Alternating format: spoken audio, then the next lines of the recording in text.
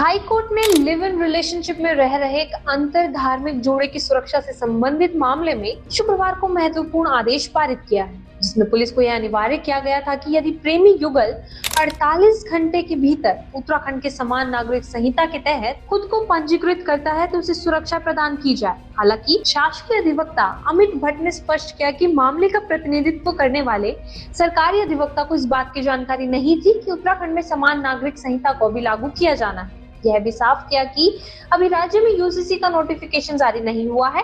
और राष्ट्रपति की मंजूरी मिली है। यह एक गलतफहमी थी और संशोधित आदेश जारी करने के लिए यूसीसी से संबंधित हिस्से को आदेश से हटा दिया जाए। भट्ट ने आगे कहा कि यूसीसी से संबंधित हिस्से को हटाने के अनुरोध के साथ शनिवार को एक रिकॉल एप्लीकेशन दाखिल की जाएगी।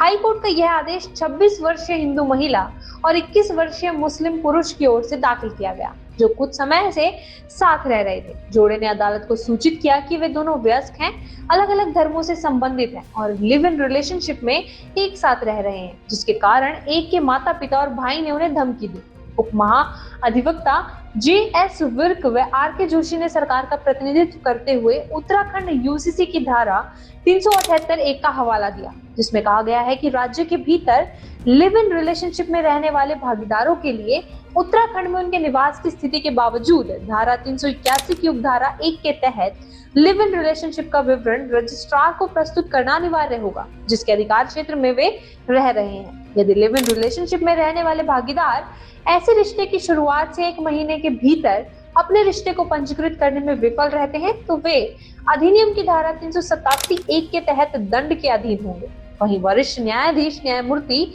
मनोज कुमार तिवारी और न्यायमूर्ति पंकज पुरोहित की खंडपीठ ने कहा कि हम यह कहते हुए रिट याचिका का निपटारा करते हैं कि याचिकाकर्ता 48 घंटे के भीतर उक्त अधिनियम के तहत पंजीकरण के लिए आवेदन करते हैं तो एसएचओ याचिकाकर्ताओं को 6 सप्ताह तक पर्याप्त सुरक्षा प्रदान करेगा,